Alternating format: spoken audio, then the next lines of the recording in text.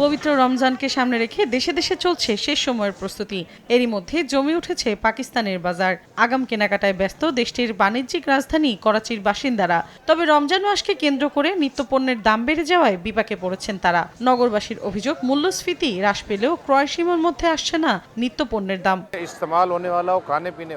বিক্রেতারা নিত্য প্রয়োজনীয় দ্রব্যের দাম কমাচ্ছে না। কিছুদিন আগে 1 কেজি গরুর মাংস 1100 রুপিতে কিনেছি, কিন্তু এখন 1300 রুপিতে কিনতে হচ্ছে। গেল বছর ব্যবসায় মন্দা ছিল, এ বছর পরিস্থিতি কিছুটা স্বাভাবিক। মূল্যস্ফীতি এখনো রয়ে গেছে। গত বছরের তুলনায় এবার বাসিন্দাদের আয় বাড়েনি, তারা এখনো নানা সমস্যার সম্মুখীন হচ্ছেন।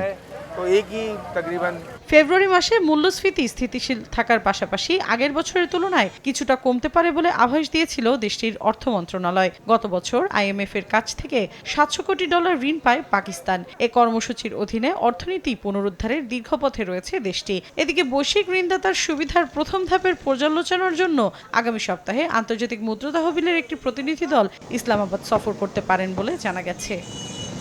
মৌসুমী সাথী, সময় সংবাদ।